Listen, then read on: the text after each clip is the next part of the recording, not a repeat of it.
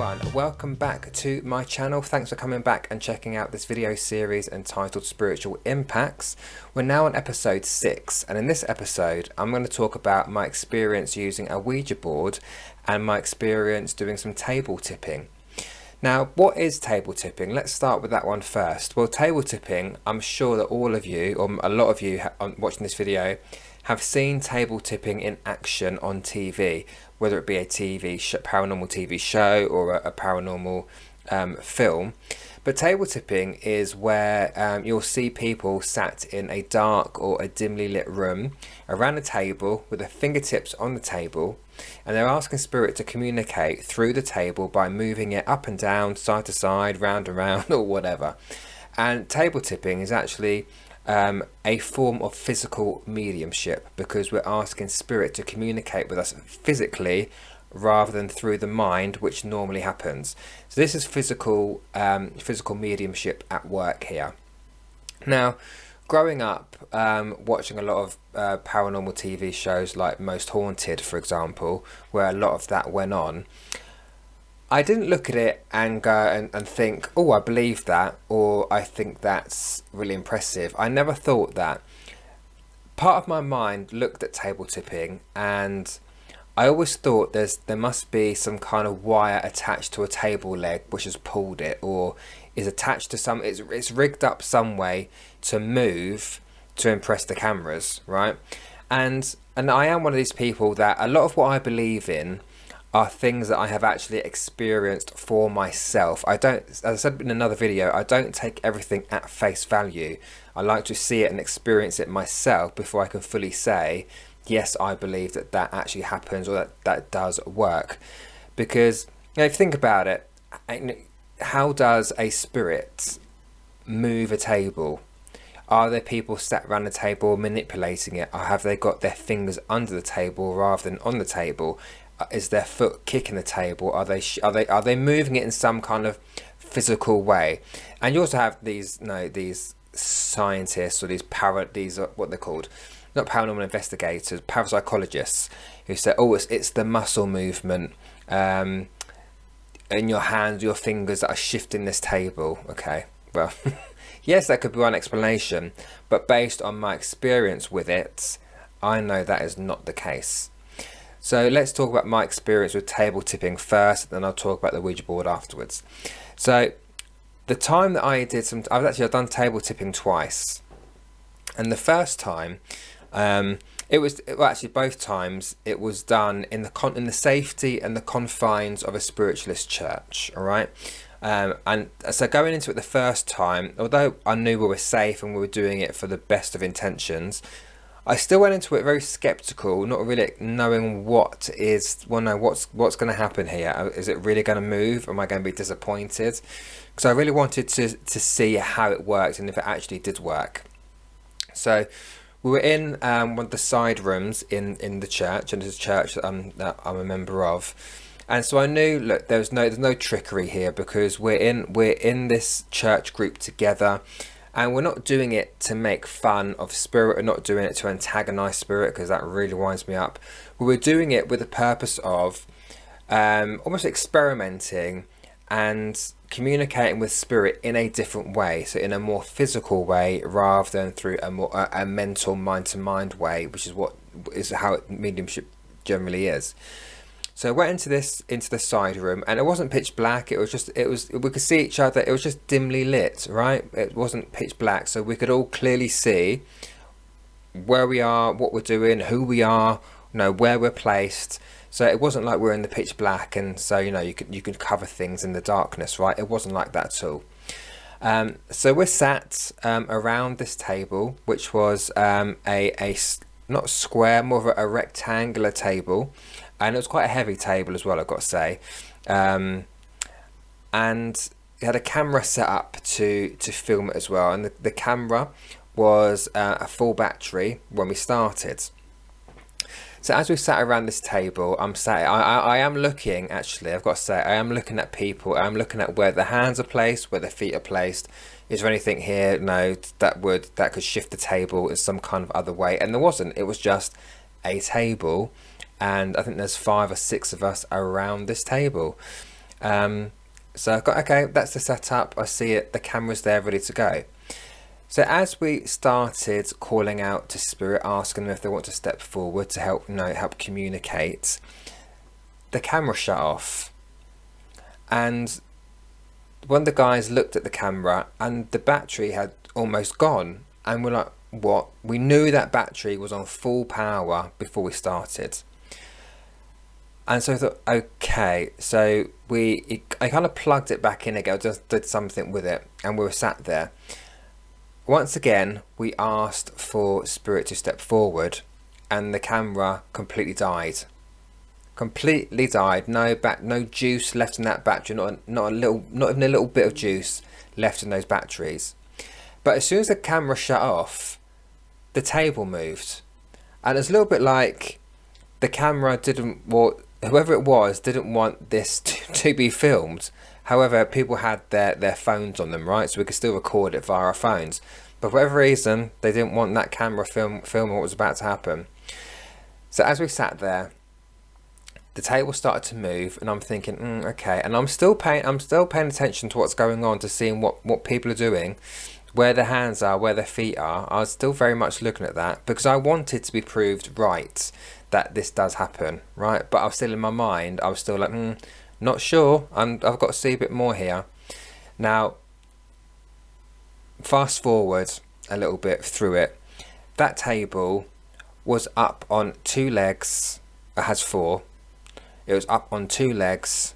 It was then up on 1 leg, on the corner of its on the corner of its foot on 1 leg, and it was spinning around the room with us touching it. Now, I ain't got a reason to lie about this. I've actually got it filmed on camera on my phone, but I won't share it because it involves other people in the church. So to that point, it's a little bit private. But I've never seen anything like it. So, and again, whilst that was happening, I was checking out people's hands. Now, I've still got the video, and I've shown some of my my students the video just to show that it does happen. Because again, it's one of those things that you have to see it to believe it. That people's fingertips were on top of this table at all times. Some occasions we had 1 finger on this table. Now, I don't care what any scientist says. 1 finger is not, it's not going to create a muscle spasm which lifts a table onto 1 leg, onto the corner of its foot, and spin around in a circle on this foot while we're trying to chase around it with our finger on it. If anything, our fingers, our collective weight of 5 people would push that table back down to the floor. It didn't. It stood up with us trying to run around with the table with our finger on it. So I can categorically say that table tipping does work. It does exist. It does happen because I was there. I witnessed it with my own working eyeballs, and it happened. And so people can say whatever they like. Skeptics can say, yeah, it didn't happen. No, it did happen because I was there, and I got no reason to lie about it. This happened. This table spun around this room. I'm simply being quite dramatic. Spun around the room. It was on 1 foot, a heavy table, and to lift that table, you can't lift that table by putting your fingertips on it. You would need your fingertips underneath. Oops, I hit the microphone again. I keep doing that.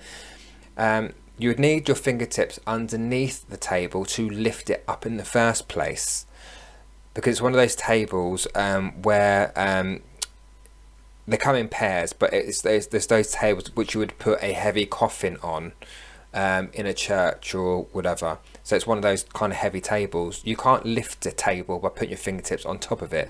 So I know that table tipping does exist, and we did it we did it once more after that as well, again in the church. And so I know, all I can say is it happens. I witnessed it, so I know that spirit can use physical things. I knew it anyway, but I was shown it to believe it, and it did happen. So spirit can use physical things like a table to communicate. It's just another way of communication. Now, moving on to a Ouija board. Now, I was always very wary of Ouija boards, and I'm sure everyone here has heard a story of using the Ouija board. Some mediums say steer clear of them, don't use them. Some will say, yeah, it's fine, use it, blah, blah, blah. It's one of those things you've got to come to your own conclusion about. So I'm only going to give my personal experience about it, as I always do, and my own personal views and opinions about Ouija boards as well. So I've used the Ouija board once, and again, excuse me, it was in the confines of the Spiritualist Church. So again, we were there in protection. We were there, and we set our intention to communicate with spirit of the highest good. Weren't there to antagonise or to, just call out to any random old person to come in. Again, it was in an environment of love, protection, and with the intention set to only connect with those of the highest good of all concerned. So it did work. So we sat around. I don't need to go into too many details about it, because you know what a Ouija board is. And again, like table tipping, a Ouija board is just another tool to communicate with spirits if you do it correctly. And it did work, and we got some names. We got a few spirit people through that needed a bit of rescue work. That's another video to come. But it worked, and it was a nice energy, it was a nice environment, and it was something nice and new for me to experience, because I'd never used a Ouija board up until that point. So it worked for us in the church, and nothing scary or frightening happened. We didn't open any portals or anything like that. So that was fine. So I know that Ouija boards, in that experience, it was fine, and there's nothing. We didn't take anything home with us, and all that kind of stuff you hear of as well in the movies. Make it a bit scary. Having said that, here's maybe the learning point here for the Ouija boards.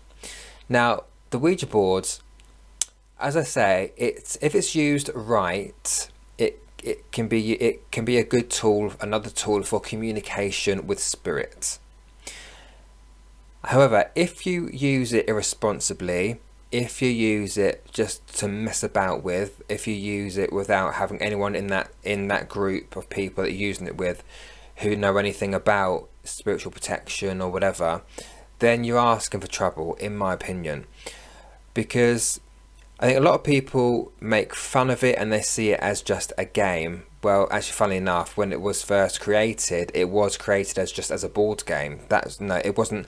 It was never created to communicate with spirit. It was made back in the day, a long time ago, to be a kid's board game. That's what it was. But then it morphed into this tool for communication with spirit. And I've heard many stories of people having used the Ouija board and they've never felt the same since using it, or they've suffered a bad experience with it where they felt someone attached to them, as in a spirit person attached to them. They felt a really odd atmosphere in the place that they used it, and that's because they used it just willy-nilly, without, for lack of a better phrase, they used it with just making fun of it, and just sat around this Ouija board saying, right, come in. And if you do that, you invite in what you invite in, right? So if you're just calling out for any old person to come in, any spirit can come in, right? It doesn't matter, it's not necessarily going to be your family. If you're sat, let's say you're doing a Ouija board in an old mansion or a known to be haunted place, then if there are spirits attached to that place, that building, that atmosphere, they can come in. It's not necessarily going to be your family. And look, everything, I don't want to say there are scary spirits, but everything has an opposite. So where there are good spirits, they are going to be negative spirits. Jack the Ripper, Hitler, they are not good spirits. They are negative spirits, right? Just as an example. So you can invite in anything that wants to come in, unless you do it in protection, unless you do it setting the intention that we only want to communicate with our spirit family or spirits that are of the highest and the highest good for all of us. So I would say the Ouija board, look, to be honest, if I was at a party, I always use this example, if I was at a party, people get a bit drunk or a bit leery or whatever, and someone says, let's get a Ouija board out, I will leave that party. I'm not staying there to witness what's going to happen, because they can also not just invite a spirit person in at that particular point, they can invite them into that person's atmosphere. they can invite that spirit person into that person's house, or they can actually come home with you. And people have said to me they've had to go and see another medium to get rid of this attachment that they've got, because they've invited a spirit person who's followed them home. So be smart with it. If you're going to use a Ouija board, I would suggest using it with a group of spiritual people who are doing it just to communicate with spirit on a pure and positive level. Don't do it and mess about with it, because you're asking for trouble. Don't get involved in it, is my advice. That's my personal viewpoint on it, and that's my personal opinion on it, all right? Based on what I have heard from other people, from my followers who they've told me about their own stories, and I believe them. But I've only ever had a positive experience because it was set up in a positive environment. So that's the key, so remember that. But anyway, that's it. That's my little story, my experience. I hope it gives you something to think about, and I hope you've learned from it as well. But before I go, just touch on what I just said about the Ouija board. If you're going to do table tipping, again, make sure you're doing it for the highest good, and you're doing it with a group of spiritual people who can bring that love, protection in as well. So make sure that you're all safe and you're not inviting any old Tom, Dick, or Harry from the spirit world. So make sure everything is done properly, right? But that's it. That's my advice, and that's my little story there. So hopefully you can take something from my experience, and just remember it if you're going to do experiment yourself with those kind of tools as well. So I hope this video was interesting for you. Thanks again for watching this video series. There are more videos to come, so keep an eye out. I hope you enjoyed it, and I'll speak to you all again very soon.